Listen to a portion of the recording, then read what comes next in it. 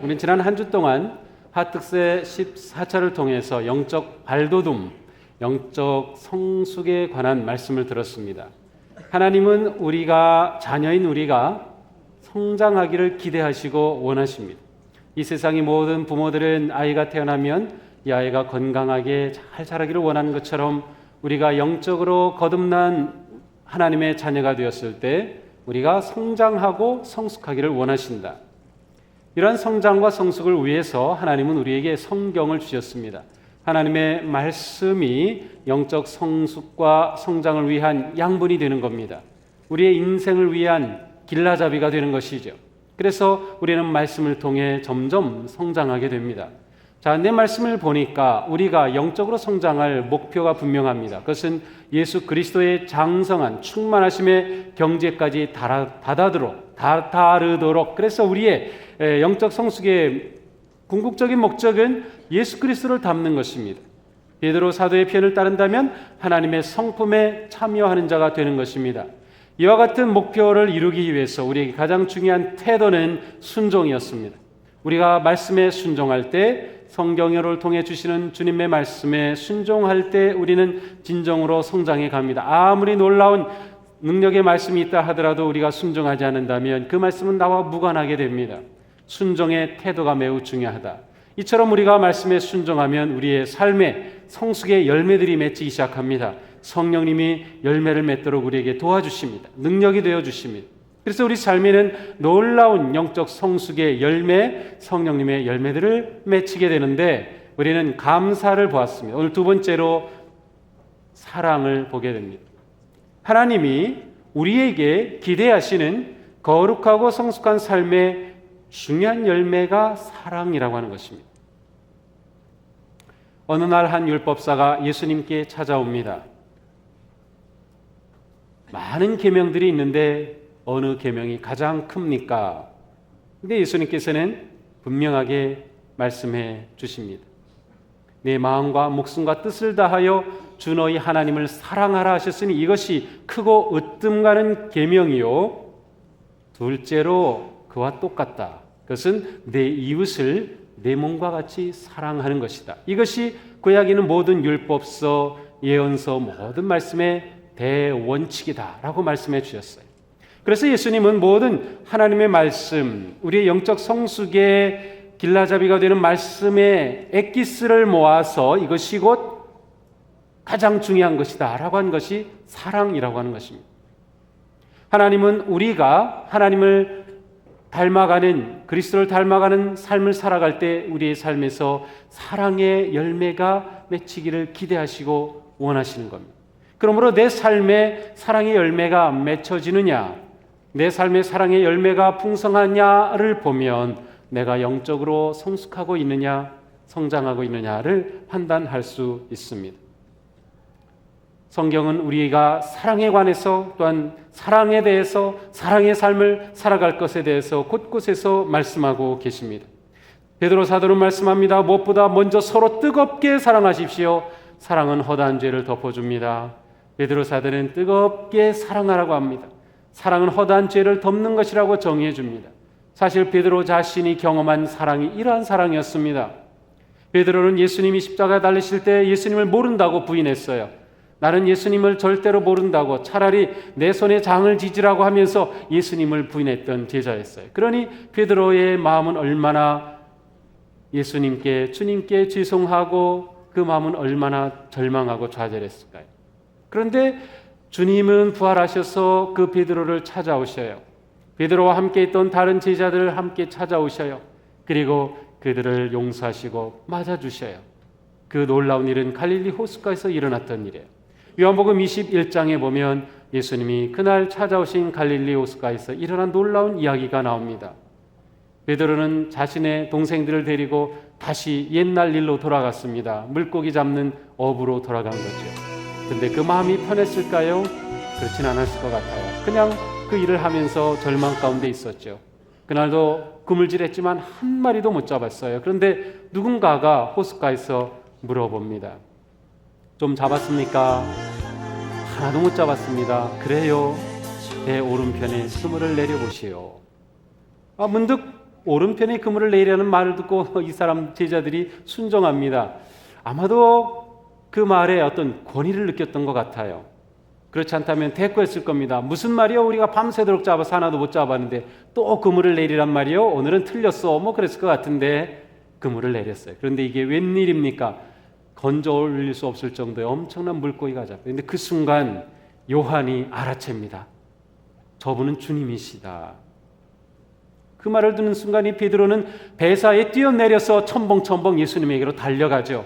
근데 예수님께서는 이미 갈릴리 호숫가에 숯불을 피워놓으시고 빵을 준비하시고 생선을 구워서 제자들을 위해 조반을 마련해 놓으셨어요. 그 주님의 따스한 사랑 앞에 제자들이 다 마음이 녹아지게 됩니다. 주님이 베드로에게 물으시죠. 너 나를 사랑하느냐? 그 물음에 베드로는 대답할 자신이 없었을 겁니다. 그래서 애매하게 대답합니다. 제가 주님 사랑하는 줄 주님 아십니다. 자기조차 자기가 주님을 사랑한다고 자신 있게 말할 수 없어요. 주님이 아십니다. 사실 우리 표현을 한다면 주님 제가 그냥 좋아합니다. 사랑이란 말까지는 못하겠어요. 그냥 좋아합니다. 그러한 정도예요. 근데 주님이 3번이나 물으셔요. 아마도 예수님을 모른다고 3번 부인했던 베드로를 꼭 집어서 예수님이 그렇게 하신 것이 아닌가 싶어요. 그날 베드로는 주님의 그 사랑의 조반과 말씀과 그 품 안에서 모든 것을 용서받고 새 소명을 받습니다. 내 양을 먹여라, 내 양을 쳐라. 그러니 베드로는 이렇게 주님의 놀라운 사랑을 경험했기 때문에 사랑은 허다한 죄를 덮는다라고 정의를 내렸던 것입니다. 성경은 우리가 진정한 사랑의 삶을 살도록 초대하고 계십니다. 요즘처럼 사랑이라고 하는 단어가 흘러 넘치는 때는 없습니다. 그야말로 모든 곳에서 다 사랑, 사랑, 사랑입니다. 그러나 요즘처럼 사랑이 값없는 때도 없습니다. 사랑의 값이 없어졌어요. 사랑한다고 말하는 것에 무게가 없어졌어요. 그냥 쉽게 말하고 쉽게 버립니다. 그런데 주님께서 우리에게 기대하시는 사랑은 이런 사랑과 달라요. 주님께서 우리가 살아갈 삶 속에서 보여주어야 할 사랑의 삶은 이런 것과는 전혀 다른 삶입니다. 이 세상은 결코 우리에게 사랑을 가르쳐 주지 않습니다. 세상은 기본적으로 이기심에 의해서 그리고 경쟁에 의해서 살아가는 세상이기 때문에 세상에서 저절로 사랑을 배울 수는 없어요. 주님이 우리에게 사랑하라고 하시는 것은 바로 주님이 우리를 사랑하셨기 때문에 그래요. 이 똑같은 말씀을 믿지 않는 사람들에게도 주신 것은 아닙니다. 주님은 주님의 사랑을 받은 우리들에게 사랑의 삶을 요청하고 계십니다. 그러므로 요한일서 4장 16절에 말씀합니다. 우리는 하나님이 우리에게 베푸시는 사랑을 알았고 또 믿었습니다. 하나님은 사랑이십니다. 사랑 안에 있는 사람은 하나님 안에 있고 하나님도 그 사람 안에 계십니다. 우리는 예수 그리스도를 통하여 하나님의 사랑을 깨달았습니다. 하나님의 사랑을 알았습니다. 그러기에 하나님은 우리에게 너희가 그 사랑을 받았지 그 사랑 그것으로 너희는 사랑하며 살라고 말씀하시는 겁니다. 하나님은 사랑이셔요. 창세기에서 우리는 하나님의 형상을 따라 지음받은 존재라고 합니다. 사람은 하나님의 형상을 따라 지음받았어요. 그것은 하나님의 성품과 공유하는 부분이 있어요. 하나님만 가지고 계신 성품도 있지만 하나님과 우리가 함께 가지고 있는 성품이 있는데 바로 사랑입니다. 하나님은 온전한 사랑이셔요. 하나님의 형상을 따라 지음받은 우리에게도 사랑의 기본적인 능력과 DNA가 담겨져 있어요. 그러나 죄를 지음으로 그 사랑의 형상이 깨어져 버린 거예요. 그러나 우리는 예수 그리스도를 통해서 사랑의 모습이 회복이 되었고 그리고 회복된 우리는 주님의 명령 앞에 서는 것입니다. 서로 사랑하여라. 우리의 삶은 사랑 아니면 삶이 아닙니다. 예수 그리스도를 믿는 삶은 곧 사랑의 삶이라고 말할 수 있습니다. 새 계명을 너희에게 주노니 서로 사랑하여라. 내가 너희를 사랑한 것처럼 너희도 서로 사랑하여라. 너희가 서로 사랑하면 이로써 모든 사람이 너희가 내 제자인 것을 알게 될 것이다. 그러므로 예수님을 따르는 제자들, 그리스도인의 가장 중요한 삶의 특징은 사랑입니다. 사랑을 보고 우리가 예수님의 제자인 것을 알 것이라는 겁니다. 나라고 하는 존재와 사랑이라고 하는 것이 잘 연결이 되나요? 다시 말하면 믿지 않는 많은 사람들이 있습니다. 친구들 가운데도 있고 가족 가운데도 있죠. 나를 볼 때, 김집사를 볼 때 내가 김집사를 보면 사랑하고 너무 가까운 것 같아. 사랑이 무엇인지 알겠어. 너를 보니까 정말 사랑이 뭔지 알 것 같아. 이런 말을 우리가 듣나요? 친구들로부터, 이웃으로부터, 아니면 가족으로부터. 예수님은 우리가 사랑할 때 예수님의 제자의 모습을 드러낸다고 말씀하셨어요. 교회에 매우 중요한 목적이 있어요. 우리 교회는 하나님을 예배하는 것을 가장 중요한 가치에 두고 있어요. 또한 우리가 말씀과 기도로 성숙하기를 열망하고 거룩한 교회가 되기를 올해는 힘쓰고 있어요. 그러나 우리가 놓치지 말아야 할 또 한 가지, 교회는 예배 공동체이고 배움의 훈련 공동체이지만 동시에 사랑 공동체입니다. 우리가 하나님을 예배하는 자라고 하면 그 예배자가 살아가는 삶은 사랑의 삶인 것입니다. 우리가 하나님의 말씀을 잘 배우고 훈련받은 제자라고 하면 그 제자가 살아가는 삶은 곧 사랑의 삶입니다. 하나님께서 우리를 교회로 세우신 것은 우리 안에서 진정한 사랑이 나눠지기를 기대하기 때문입니다. 우리 안에서 우리가 사랑의 삶을 살아가고 사랑의 삶을 훈련하고 사랑의 삶을 서로가 함께 나누기를 원하시기 때문에 우리를 교회로 세워주신 것입니다. 베드로 사도는 베드로전서 2장 11절에 말씀합니다. 모든 사람을 존중하며 믿음의 식구들을 사랑하십시오. 믿음의 식구들을 사랑하십시오. 사도 바울은 갈라디아서 6장 10절에 말씀합니다. 그러므로 기회가 있는 동안에 모든 사람에게 선한 일을 합시다. 특히 믿음의 식구들에게 더욱 그렇게 합시다. 믿음의 식구들 왜 그렇습니까? 예수님의 말씀처럼 우리가 서로 사랑하고 서로 선한 일을 하고 서로 도울 때 그것이 우리가 그리스도의 몸인 교회임을 세상에 증거하기 때문입니다. 교회는 사랑하기 위해 우리를 불러 세운 공동체입니다. 그럼 우리 동수교회는 진정한 사랑 공동체가 되어야 합니다. 사랑의 공동체. 누구든지 우리 교회에 오면은 그 사랑에 녹아나야 돼요. 근데 그렇게 되고 있나요?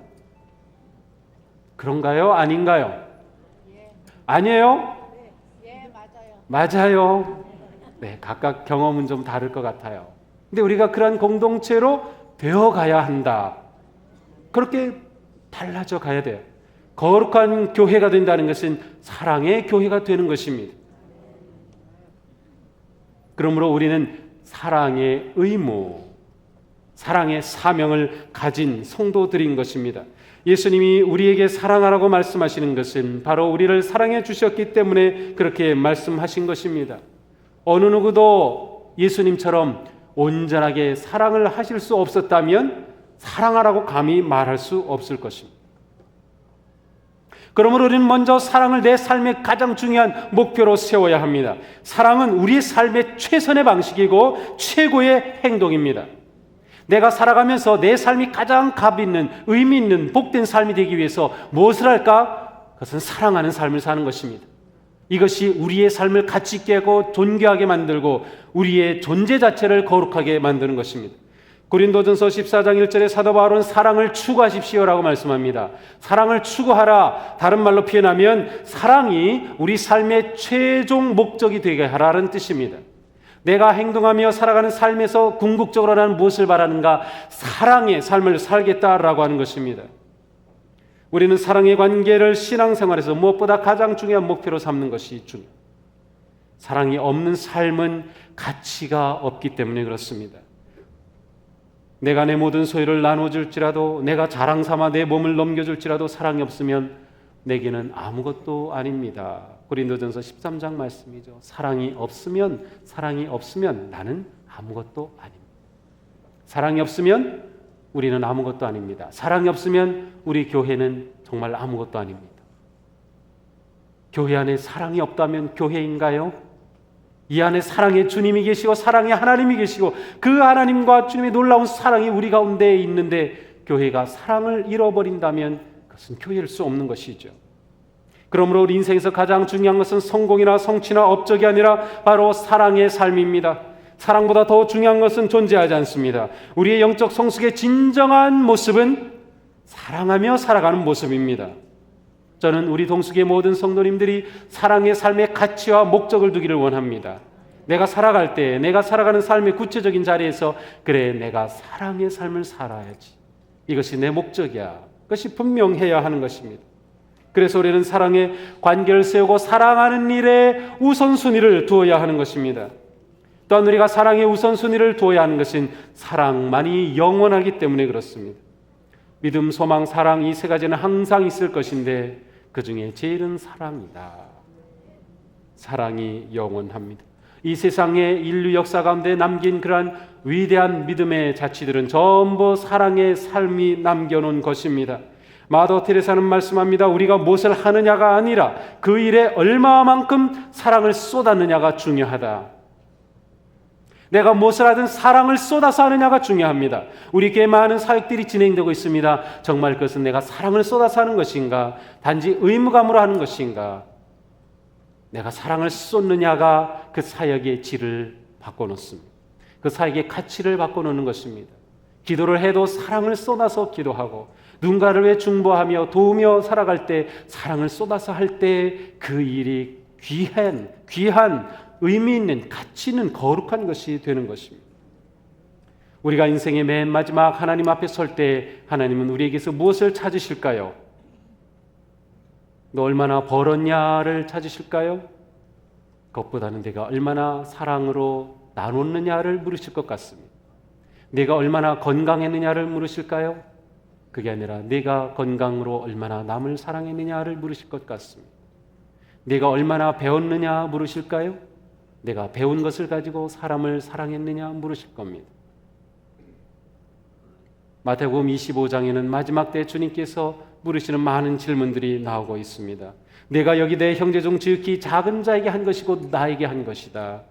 내가 굶주렸을 때 내가 먹여주었니? 내가 헐벗었을 때 내가 입혀주었니? 내가 옥에 갇혔을 때 내가 찾아주었니? 결국 사랑의 삶을 살았느냐 물으십니다. 우리가 점점 이렇게 삶의 가치가 좀 바뀌어져야 합니다. 내가 사랑하는 삶, 이것에 가치를 두고 그것을 위해, 그것을 향해 살아가는 삶이 될 때 우리는 진정으로 거룩한 삶, 거룩한 공동체, 거룩한 교회로 세워지는 것입니다. 우리는 또한 예수님처럼 사랑하기에 힘써야 합니다. 예수님은 말씀하십니다. 내가 너희를 사랑한 것 같이 너희도 서로 사랑해라. 주님의 사랑처럼 사랑하라는 것입니다. 그러므로 우리의 사랑하는 삶의 모델은 예수 그리스도이십니다. 주님께서 우리를 사랑하신 것처럼 우리도 사랑하도록 흉내내야 합니다. 닮아가야 합니다. 사랑은 결코 저절로 우리 가운데 생기지 않습니다. 사랑도 훈련해야 합니다. 나누어주는 것도 훈련하고 용서하는 것도 훈련하고 포기하는 것도 훈련하고 자꾸 훈련하면서 우리는 진정한 사랑을 배우게 되는 것입니다. 예수님이 제자들과 함께 마지막 시간을 보내실 때 식사를 하신 후에 겉옷을 벗으시고 수건을 두르시더니 제자들의 발을 씻어주시기 시작합니다. 제자들의 발을 씻어주셔요. 발 씻는 일은 누구의 일인가 하면 노예가 할 일입니다. 예수님은 그날 제자들을 위한 노예가 되셨어요.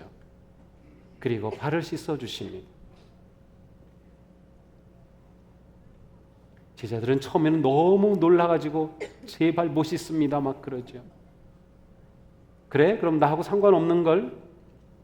베드로는 저 발만 씻지 말고 다 씻어주세요. 아니 그럴 필요 없다. 예수님은 제자들의 발을 씻어주시면서 내가 너희에게 본을 보이려고 하셨다고 말씀합니다. 너희에게 본을 보이려고. 그러니까 예수님이 이 지상에서 하신 모든 사역과 예수님의 모든 복음 전파와 예수님의 모든 행동은 본을 보이시기 위한 것이었어요. 그것이 하나님의 방법이었습니다. 하나님이 이 땅에 예수 그리스도를 보내주셔서 우리를 구원하실 뿐만 아니라 구원받은 자로 살아갈 삶의 본도 보여주시게 하신 겁니다. 그러므로 우리의 사랑의 삶은 그리스도를 본받아 하는 것입니다. 그리스도를 본받아 해야 한다? 그러면 그 사랑이라고 하는 것은 우리가 생각하는 것보다 훨씬 크고 훨씬 깊고 훨씬 넓고 훨씬 높습니다. 이 정도 아닙니다. 우리가 생각했던 사랑의 한계를 더 넓혀야 합니다. 사랑의 영역을 더 넓혀야 합니다. 예수님은 원수까지도 사랑하도록 사랑의 한계를 깨뜨려 버리셨습니다. 그렇다면 우리의 사랑의 삶에는 끝이 없어야 하는 거죠. 정말 그거는 불가능할 것 같아요. 끝이 없이 어떻게 사랑하겠습니까? 나를 미워하는 사람도 사랑하라고요? 내게 어려움을 준 사람도 사랑하라고요? 나를 배반한 사람도 사랑하라고요? 주님은 사랑하라고 하십니다. 저는 사랑하라고 그렇게 못하겠어요. 제가 그렇게 할 자신이 없기 때문에. 근데 주님의 말씀이니까 제가 전하는 겁니다. 목사님 그렇게 못하시잖아요. 예, 저 못해요. 근데 주님의 말씀이니까 전하는 겁니다. 그리고 저도 주님처럼 사랑하려고 무진장 노력하겠습니다. 저한테 미운 성도 있을까요? 없을까요? 없어요, 저한테. 거기서도 있다고 대답하시면 어떡해? 없어요. 미운 성도는 없어요. 네, 미운 성도님은 하나도 없어요. 그냥 마음에 부담이 되는 성도님은 있을 수 있어요. 마음을 힘들게 한 성도님은 있을 수 있겠지만 미운 성도는 없어요. 그런데 그런 모든 사람들을 사랑하는 것, 그런 게 쉽지가 않은 것. 그러나 오늘 말씀을 통해 우리는 도전받습니다. 주님처럼 사랑하는 것입니다. 주님처럼 사랑하는 것. 사랑은 자기를 버리는 아픔이에요. 주님처럼 사랑하려고 하면 우리에게는 아픔이 생길 수밖에 없다. 왜냐하면 주님의 사랑은 무조건적인 사랑이기 때문에 그렇습니다. 사실 우리가 사랑하는 것은 무조건은 아니에요. 주님이 우리를 사랑하셨기 때문에 사랑하는 건 그 사랑이 부족한 것일 뿐이죠. 그러므로 나의 사랑의 대상에서 어느 누구도 제외돼서는 안 됩니다. 내가 사랑할 대상의 반경은 계속 넓어져야 합니다. 끝이 없이 넓어져야 하는 것이죠. 아주 작은 것부터 시작하는 겁니다. 나하고 가까이 지내는 가족 사랑부터 시작합니다. 친구부터, 우리 가까운 성도님들부터 진정한 사랑의 삶을 사는 것. 사도 요한은 말씀합니다. 자녀 여러분, 우리가 말이나 혀로만 사랑하지 말고 행동과 진실함으로 사랑합시다. 말로는 잘하지요. 그런데 행동으로 하자. 실제적으로 사랑하자는 것입니다. 사랑하지 않는 사람은 하나님을 알지 못합니다. 하나님은 사랑이시기 때문입니다. 그렇다면 우리가 사랑하면 사랑할수록 우리는 하나님을 더 깊이 알아갈 것입니다. 우리는 사랑하면 사랑할수록 더 깊은 하나님을 경험하게 될 것입니다. 사랑하는 그곳에서 우리는 하나님을 만날 것입니다. 그리고 하나님은 우리를 기뻐하시겠죠. 내가 나를 사랑하였구나. 왜냐하면 우리는 그리스도의 몸을 이루고 있기 때문에 내가 성도를 사랑하면 그리스도를 사랑하는 것입니다. 우리의 사랑은 궁극적으로 하나님을 사랑하는 거예요. 그래서 하나님 사랑과 이웃 사랑은 같은 것입니다. 하나님을 사랑하는데 이웃은 사랑할 수 없다. 이것은 말이 안 되죠. 나는 하나님은 사랑하는데 너는 사랑할 수 없어. 그것은 말이 안 되죠. 하나님을 사랑한다면 우리는 누구든 사랑할 수 있는 거예요. 우리 성도들 사이에 특별히 우리끼리 먼저 사랑할 줄 알아야 되는 거죠. 그래서 우리가 잘 사랑의 훈련을 하고 사랑에 성숙한 그 삶으로 세상을 품어나가는 성도가 되는 것, 그러한 교회가 되는 것, 바로 우리 교회가 꿈꾸는 거룩한 교회의 모습입니다. 사랑하는 성도 여러분, 서로 사랑하기에 힘쓰시기를 축복합니다. 서로 용납하시기 바랍니다. 서로 받아주시기 바랍니다. 서로 이해해 주시기 바랍니다. 서로 용서하시기 바랍니다. 서로 손을 잡아주시기 바랍니다. 내가 잡아주지 못할 손이 있어서는 안 됩니다. 내가 용서하지 못할 사람이 있어서는 안 됩니다. 어려운 거 압니다. 그러나 우리가 한번 그렇게 도전해 봐요. 그리고 우리가 특세에 들었잖아요. 성령님이 우리를 도우시는 것. 우리의 영적 성장의 능력은 내 힘이 아니라 성령님의 힘으로 하는 것이다. 그러므로 우리의 기도에는 언제나 주님, 제가 사랑할 힘을 주세요. 제 사랑의 세계를 넓혀주세요. 그러한 기도가 끊이지 말아야 할 것입니다. 올 한 해 우리의 모습이 이처럼 거룩한 사랑의 모습으로 성장할 것을 기대합니다. 사랑의 삶에 승리하는 우리 모두가 되기를 주님의 이름으로 축복합니다. 기도하겠습니다.